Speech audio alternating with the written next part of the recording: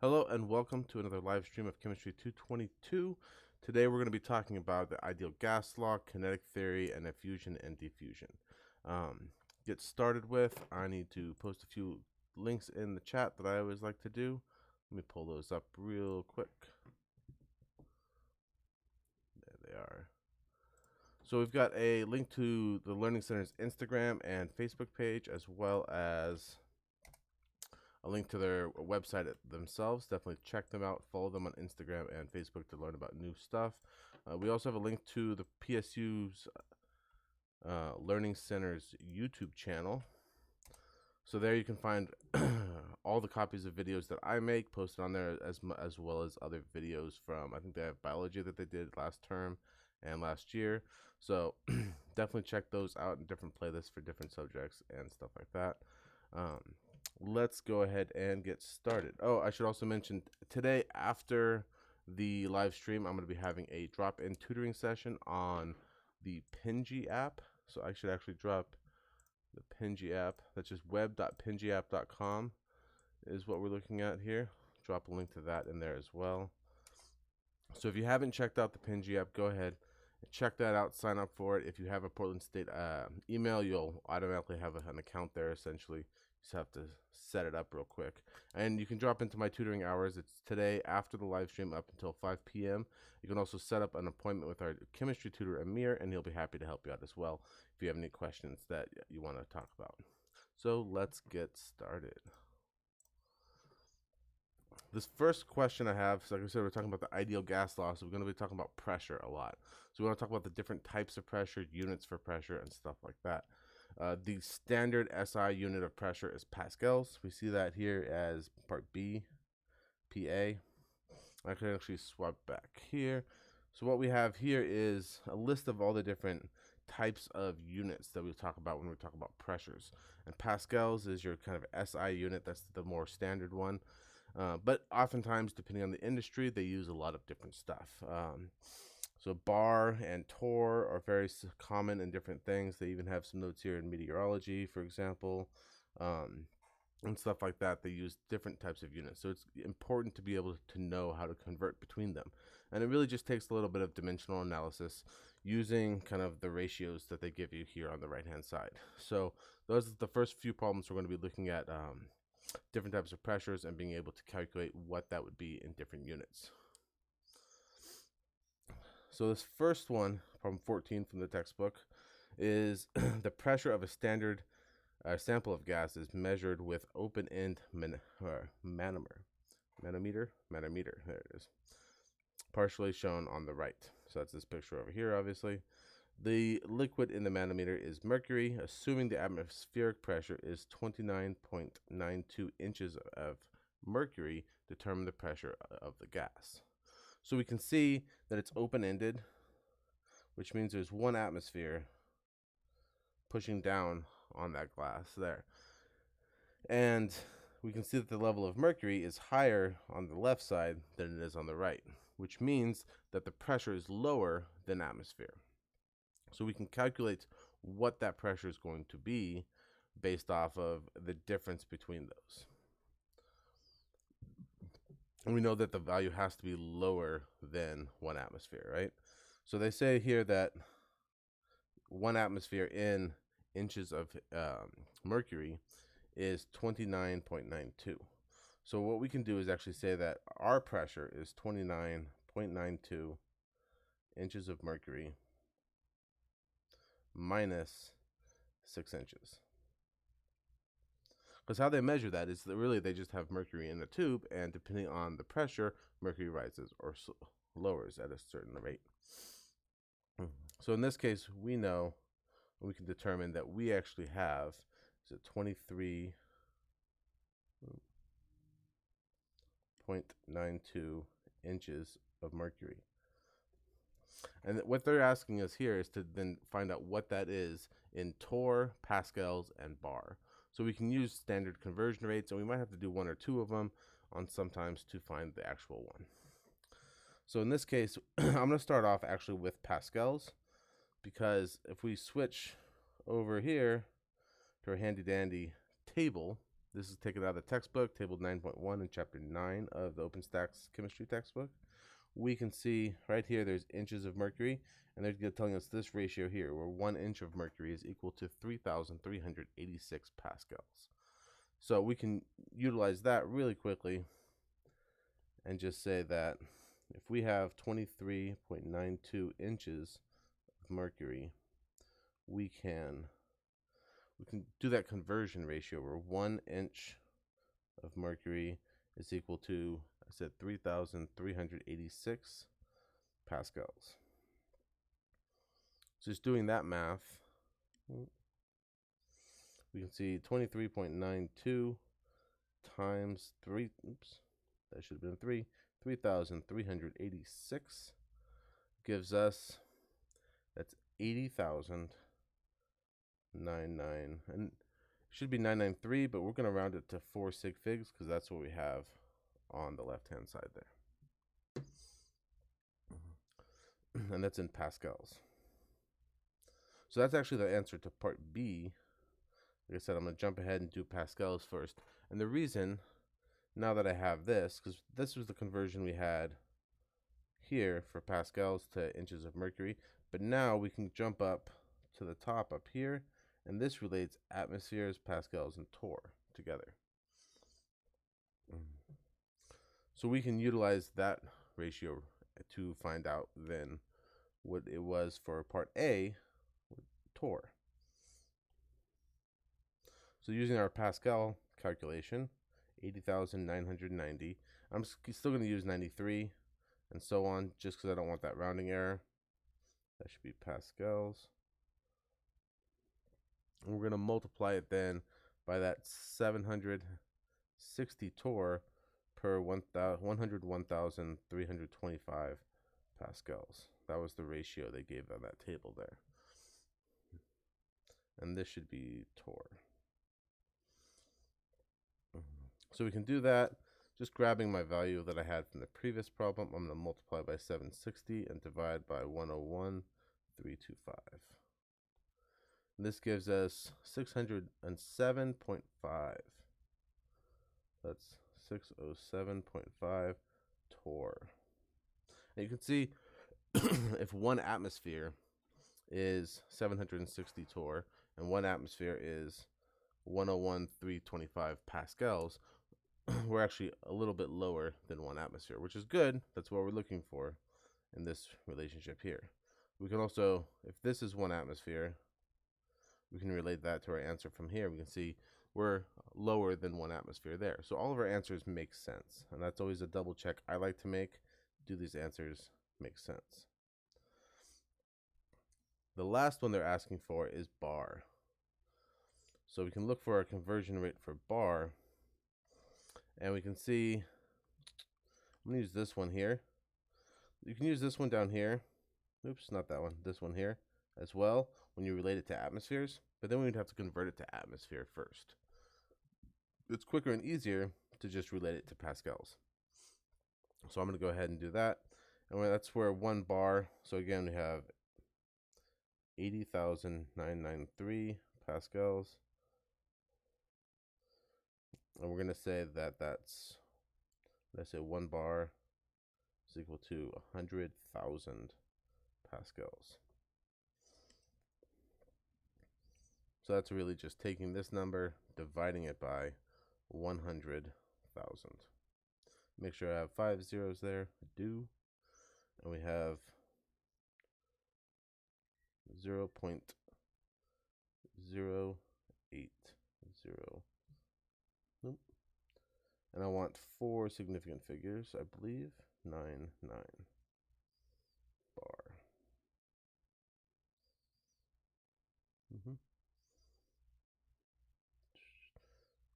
So that was, again, this ratio I used right there. So that's the dimensional analysis we need to use for that. Anytime you have an open-ended one, you want to make sure you account for the atmosphere pushing down. If it was closed-ended, then we would have a vacuum in that side of it, and we would just look at the height itself. Number 16 here, it's really a similar thing. They're just asking us for more unit conversions, and there's a lot of different units, so we want to make sure we drill this in a little bit. So here the pressure of the sample of gas is measured at sea level with the open-ended mercury. So again, open-ended. Assuming atmospheric pressure is 760 millimeters of mercury, determine the pressure in the gas. So here, they want us millimeters of mercury, atmospheres, and kilopascals. So that's 1,000 pascals. And they tell us that in this case, the atmospheric pressure is pushing down here, but the pressure of the gas is greater than atmosphere, right? So it's not just atmospheric pressure, it's higher. So in this case, we have to, well, last time we subtracted from it, or this time we're going to add to it. So we would add basically 1 atmosphere, or 760 millimeters of Hg, of mercury. We're going to add to that this 26.4 centimeters, 26.4 centimeters of Hg. And we can't just add those together. We really have to convert that centimeters to millimeters. So let's do that real quick. That conversion is pretty simple. It's metric. So there are 10 millimeters per centimeter. And all that really does is effectively move that decimal place 1 to the right. So we're really adding 760 millimeters Hg plus 264 millimeters of Hg. You see centimeters canceled there. So if we do the math on that, there it is. That's 760 plus 264 is equal to 1,024 millimeters of mercury. So that's part A. Little A right there. Now we want to convert that to atmospheres and kilopascals. So once we have that value, that conversion is pretty simple. Take that millimeters of mercury and we can convert it. Use this. Using the ratio of 1 atmosphere is equal to 760 millimeters of mercury. And that'll get us to atmospheres, part B. I'm going to make a little note here.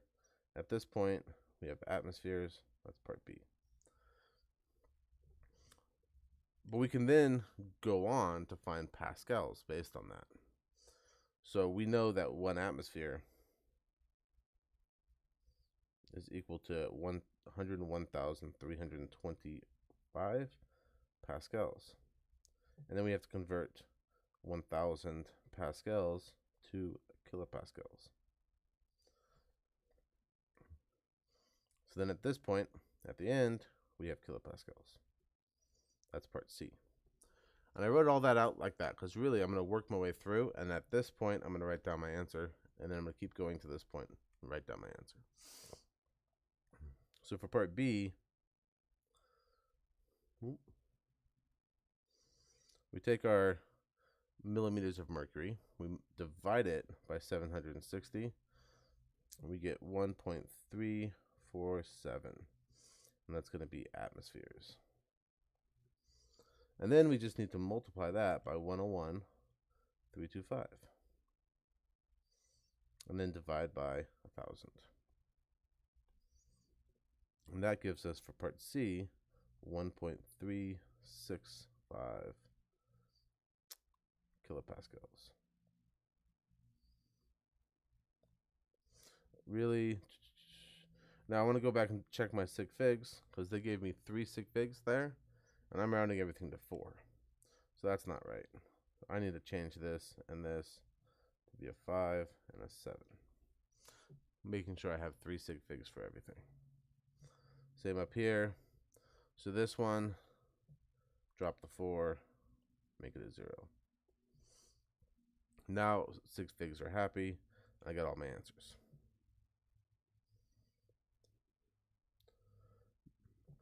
Jump ahead to the ideal gas law and using that to determine density. So here, what is the density of laughing gas, which is dinitrogen monoxide, N2O, at the temperature of 325 Kelvin? and a pressure of 113 kilopascals. So using that ideal gas law, PV equals nRT, we can derive this idea of density. I won't go through the whole derivation. It's in your book, and I'm sure your teacher went over it as well. But we can derive this idea that density is really going to equal the molar mass, which is this weird looking M, times pressure divided by RT. So again, this M is going to be equal to molar mass. Sometimes they write it as a weird cursive M. Sometimes it's a big capital M. Either way, we can look that up on our periodic table and do a little bit of addition for that. In this case, dinitrogen monoxide is going to be 2 times the molar mass of nitrogen, which is 14.007, plus the molar mass of oxygen, 15.999. And that's all going to be the units of grams per mole. Now that we have that, we can determine what the pressure is. Now, the pressure here is in kilopascals. So we could use that pressure, but really, when we do all the math for it, this value of R is what we really have to worry about. So the standard value of R for the ideal gas law is 0.0821, and the units for that are atmospheres times liters divided by moles Kelvin. And why that's important is we need to make sure all of our other values, the pressure we have is in atmospheres, the temperature we have is in Kelvin, and we're using moles in there too to determine what these values are, and moles and liters. Because ultimately, we want density to be something along the lines of grams per liter, a mass per volume.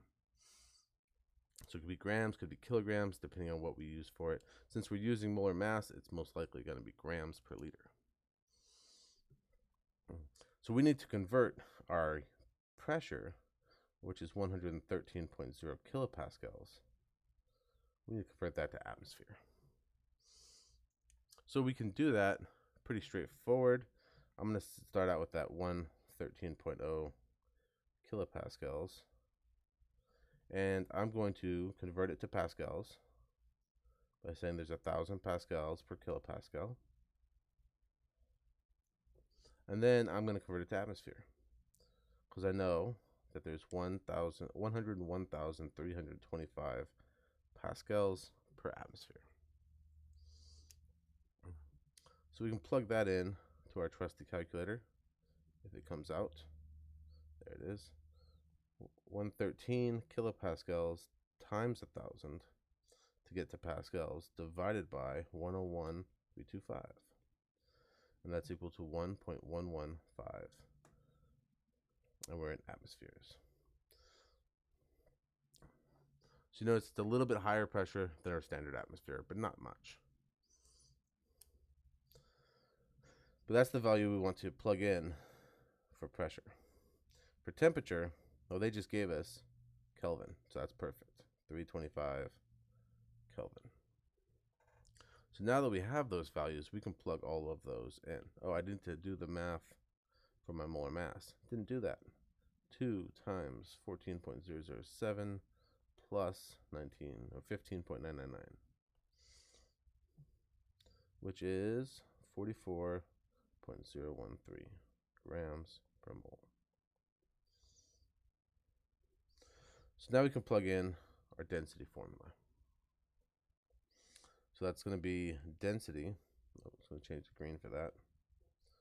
Density is equal to 44.013 grams per mole, parentheses, multiplied by our pressure in atmospheres, 1.115 atmosphere. We're going to divide that whole thing then by the value for R, 0.0821 atmosphere times liters divided by mole times Kelvin. And then last but not least, the 325 Kelvin. Looking at units, I love units. cancel out our atmospheres because we have it on the top and on the bottom in the numerator. We have moles, denominators both on the top and bottom. And we have Kelvin down here and Kelvin there. So those are going to cancel out as well, leaving us with units, grams per liter, which is good. That's a density. That means we have things ordered in the right way. Now we just have to crunch those numbers. Grabbing my value for my molar mass, I can multiply that by the value I had for my atmospheres. I can divide then by 0.0821 and then multiply by 325. That gives me a value. Did I do that right? I think so, yeah. That gives me a value of, that's a really big value. 1.1, 44. Ah, I forgot my parentheses. I knew it had to be too good to be true. Put my parentheses in. Now I'm getting a value that makes sense. 1.83, so 1.840. I ended up with a times 10 to the 5th, which is a really, really dense thing, where this makes a lot more sense. So that's the density of dinitrogen monoxide, 1.840 grams per liter.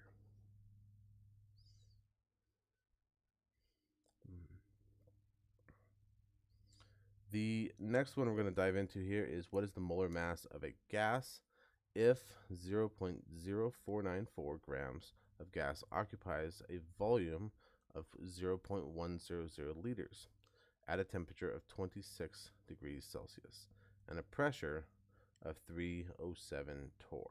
So there's a lot going on there. They gave us a lot of numbers. We have pressure and torr here. We've got temperature in degrees Celsius. We got volume in liters. We have mass in grams. And we want to know what is the molar mass. So you might ask yourself, how do you find the molar mass based off of this? We don't really know. I mean, that PV equals nRT. It has moles in there. That's what N is, but we don't have anything to do with mass. So really, we can utilize this thing to find our moles and then use the mass that they gave us to find our molar mass. That molar mass is basically equal to the mass divided by N, which is then going to be grams per mole. So what we have to do is rearrange the ideal gas law to solve for the number of moles. And we can do that just by kind of dividing RT on either side. So if I divide each side by RT, get rid of that arrow for a second, these all cancel out. I'm left with N is equal to PV over RT. So we can use that to solve for N, but then everything's in the wrong units. So we have to convert all of these units to the correct unit. Our volume is in liters, so that's happy. Remember, our value is 0.0821 atmospheres times liters divided by moles Kelvin. So we need to make sure our temperature is in Kelvin, our volume is in liters, which it already is, our atmosphere is in atmospheres, or our pressure is in atmospheres, which right now it's in torr. So let's start converting some of these things over. So the temperature is 307 torr. Well, how can we convert torr to atmospheres? To find that out, I can switch back to my trusty table here, which I've marked up. I'll clear some of that off.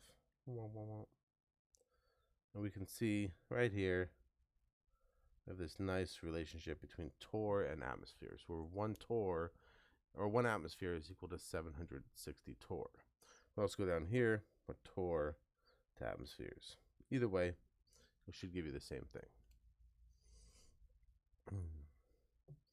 So I'm going to flip back over to here, and what I want is, I know that 760 torr is equal to 1 atmosphere.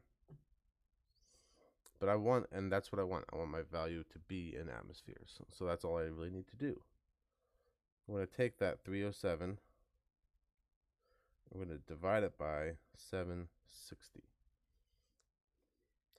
We do that, I get 0.404 atmospheres.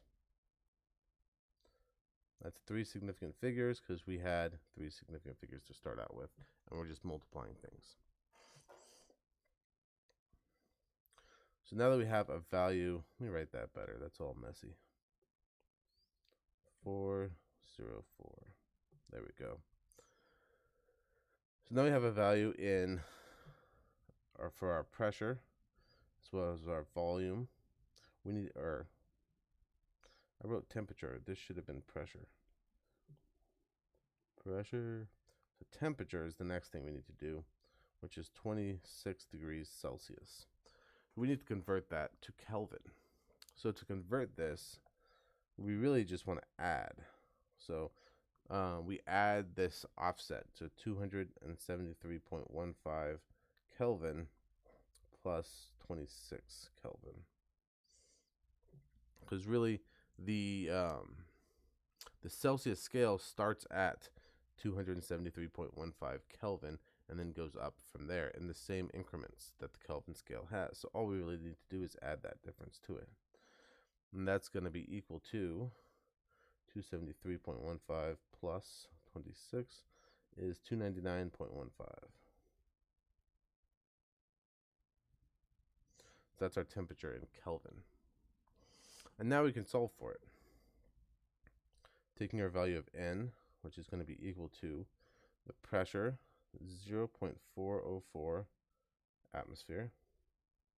I'm going to multiply that times our volume, 0.100 liters, and divide that whole thing by our gas constant, what's in atmospheres, times liters, divided by mole Kelvin.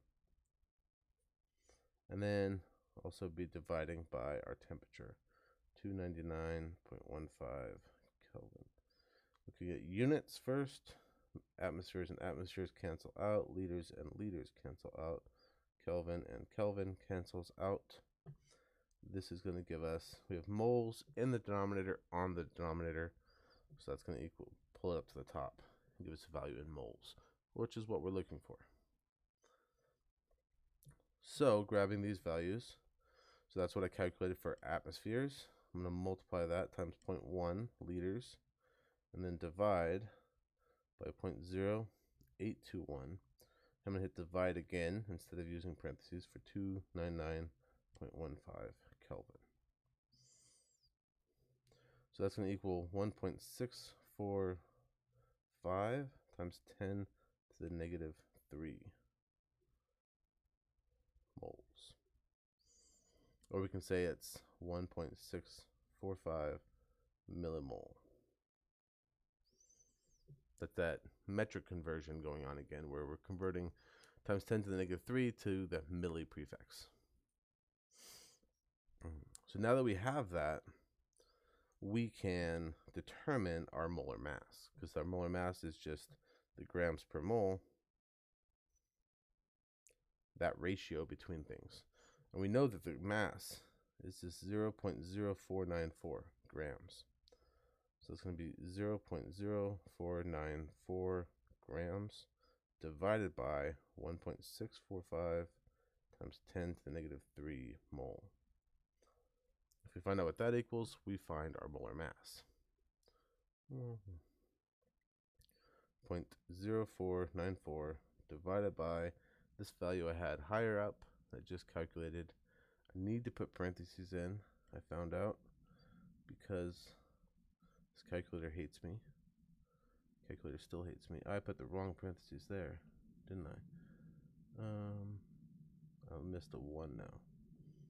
Like I said, this calculator hates me. I think it's good now.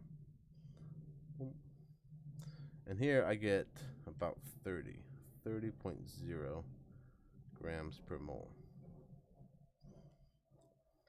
So that's going to be the molar mass of the gas that we have in there.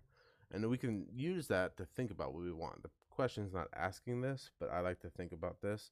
So what could it be is the idea. If we look at our periodic table, which I have on the wall over here, let me pull one up real quick. So the periodic table tells us the molar mass of different atoms, essentially, and elements. But we can see about what combinations of those might actually make up a 30.0 gram per mole concentration.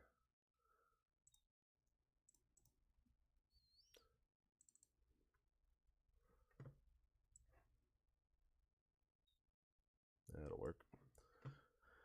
Let me grab a window.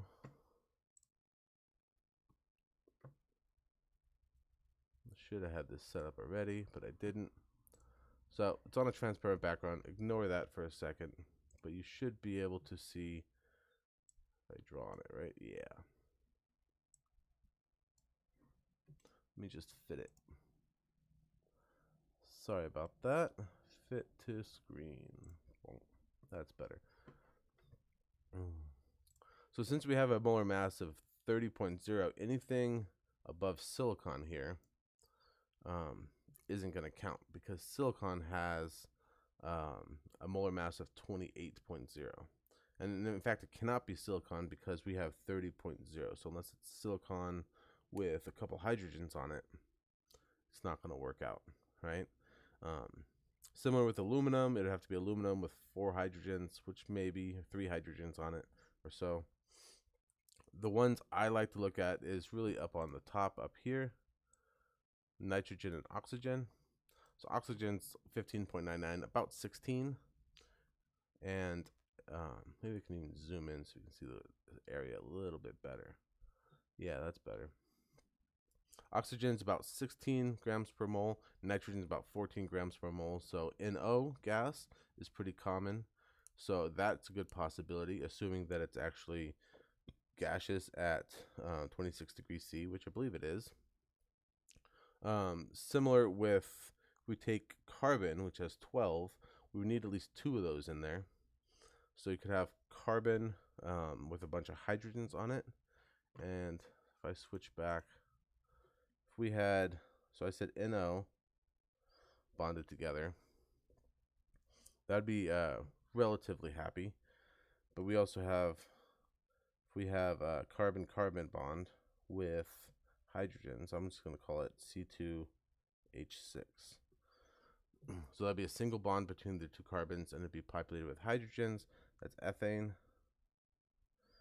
So assuming ethane is gaseous at room temperature or 26 degrees C, it could be that as well, because that's also 30 grams or 30 grams per mole. You could just do different combinations and kind of rule out what it could or couldn't be, and then you can try a reaction, see what reacts with NO gas but not ethane gas. And if it reacts, we know it's this. If it doesn't react, then it's probably that. And then we can do another test to see what reacts with ethane gas. So that's a way chemists can kind of break down what they have and what it possibly is. And then we can do a reaction or some type of experiment to determine what the actual gas is based off of that measurement. So let's go on here to number 87. I think this is the, no, I got one more after this. Okay, good. So you want to calculate the relative rate of diffusion of 1H2, so that's hydrogen 1 gas with a molar mass of 2 grams per mole compared to hydrogen 2 gas, which is a molar mass of 4 grams per mole. And hydrogen 2, that's basically deuterium. Difference between those, they have the same number of protons, just hydrogen gas. Hydrogen 1 is usually just 1 proton, 0 neutrons, where hydrogen 2 has a neutron on there as well, so it's twice as heavy, essentially. So we want to look at the relative rate of diffusion based on that difference of mass. And we can also look at the relative rate of diffusion of O2 versus O3. That's 2 oxygen molecules compared to 3 oxygen molecules, and they tell us the molar masses of all of those accordingly. So it's looking at this relative rate of diffusion. And we can't determine the relative rate of diffusion with what they gave us, but we can we do know that the ratio between the rates of diffusion are going to be the same as the ratio between the relative rates of effusion. And we can use that to determine those relative rates. So I'm going to write that here. So I'll say the ratio of rates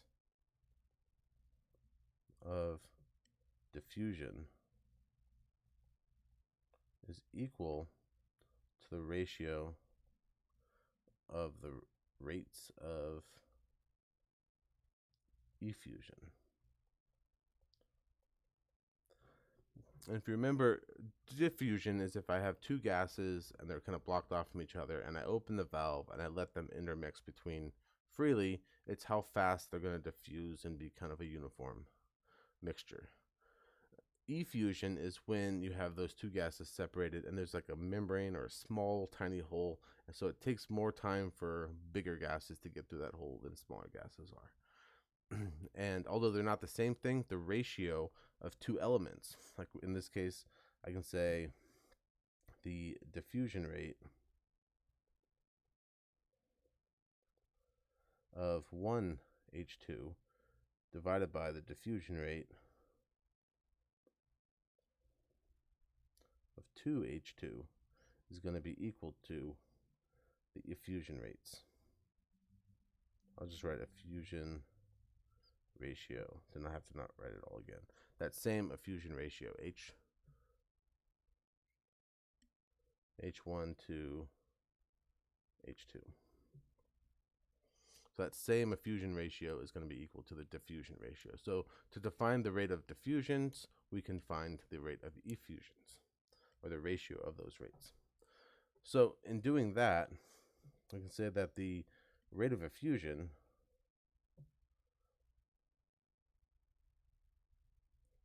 the equation for that is 1 divided by the square root of the molar mass, m. So in this case, they're telling us what the molar mass is for each of these.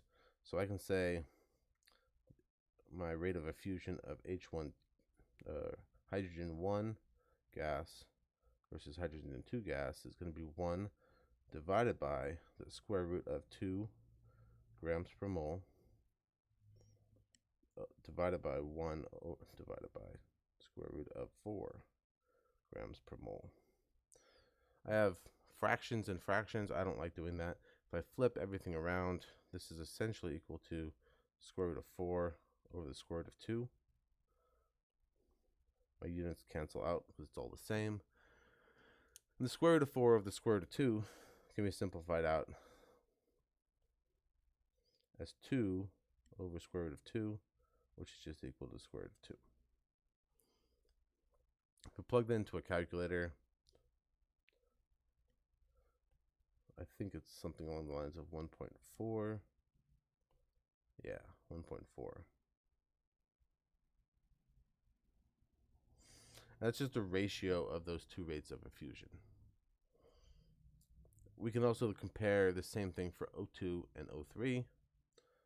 So for O2 versus O3, this is the rate. I just being lazy, I don't want to write it all out. The rate of O2 divided by the rate of O3 is equal to 1 divided by square root of, I think it was 32 grams per mole divided by 1 over 48 grams per mole. And that should be the square root. So one way I like to do these, you can plug them into a calculator and get a nice round number. I was always told, keep things as exact as possible. It's happier. So I'd break these down into common factors myself. 32, I'm going to flip these as well. So start with 48. 48 is really going to be 2 to the 4th power times 3. We can divide that by the square root of 2 to the 5th power, which is 32. And this just makes life a little bit easier to work with. We can pull these out here. So this is 2 root 2. Say 2 squared root 2. And then on the bottom, on the top, it's really just pulling out a 2 squared, right?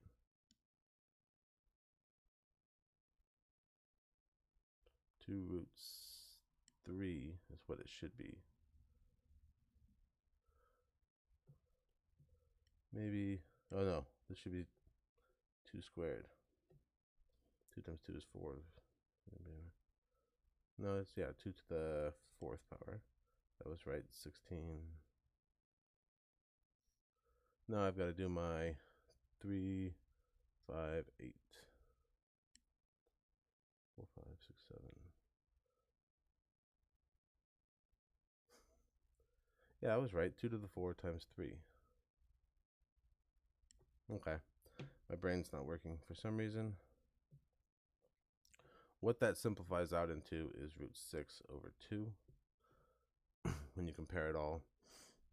And that's equal to about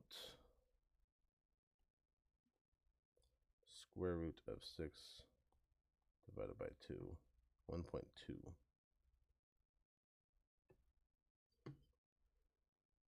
Yeah. So that's the ratio and of the effusion rate of O2 divided by the effusion rate of O3 for these numbers here. And those are going to be equal to the ratio of diffusion of the same compounds. This last question has to do with kinetic molecular theory. It's a bit more conceptual, really. So we have a 1 liter sample of CO initially at standard temperature and pressure, which is heated to 246 Kelvin, while its volume is being increased to 2 liters. So I have some volume, and this is at, so standard temperature and pressure first, I should say, is standard temperature is 273 Kelvin. Standard pressure is 1 atmosphere. Okay, and this is at basically 0 degrees C. So what we're doing is we're increasing the pressure. Right here we have 273 Kelvin and 1 atmosphere. We have 1 liter. When we increase that pressure, I get 2 liters. They want to know what is the pressure, or the pressure, yeah, is the question essentially. They don't tell us that, but we know the temperature is going up to 546 Kelvin. So the ratio of how much the temperature goes up, 546 divided by 273, that's basically double. So if I look at my PV equals nRT, we know N and R are going to be constant in this case. It's a closed system. There's no atoms escaping. So if the temperature doubles and the volume doubles, the pressure should stay the same. So the pressure should still be at 1 atmosphere. Because there's that proportional relationship between PV and temperature, if the volume and the temperature both double, then the pressure should stay the same. So to answer part A, what effect do these changes have on the number of collisions of the molecules of gas per unit area of the pressure or the wall of the container? That's basically the definition of pressure. Pressure is how many molecules are hitting that wall. The number of collisions of those molecules per unit area. So it's force per unit area is usually what physicists would think of as pressure. So the answer to part A is there's no change. The collisions of molecules stay the same. That's because the pressure does not change.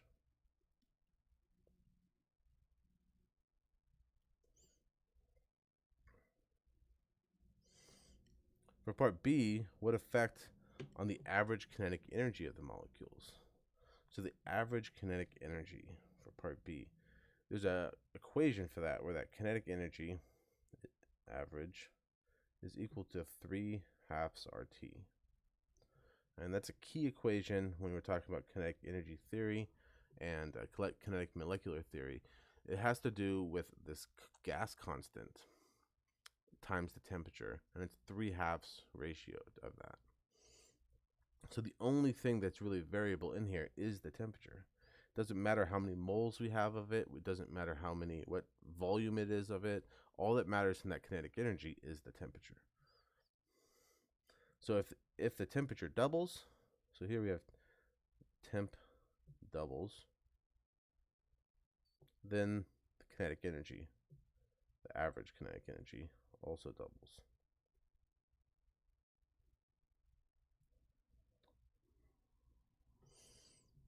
And it all comes down to that ratio between those. We have this equation here where 3/2 and R is just a constant being multiplied by the temperature. So it's all proportional to that temperature.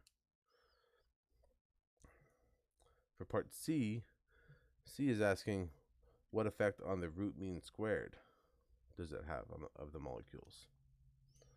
So the root mean squared, another one of those key kinetic molecular theory equations. That's the RMS. URMS. U is the velocity, kind of the average velocity is what we're talking about. That root mean squared velocity is equal to the square root of 3RT over M. I'm going to write it like this time. Your book has it, big capital M. Either way, it's molar mass.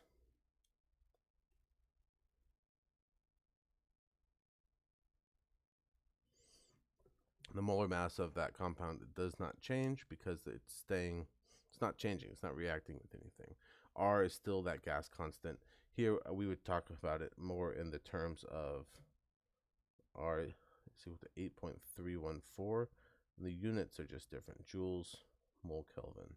It's the only difference. It's just different units. You can use dimensional analysis to convert from joules, mole, Kelvin to atmospheres times atmosphere liters, mole, Kelvin, and you'll see that change pretty easily and quickly.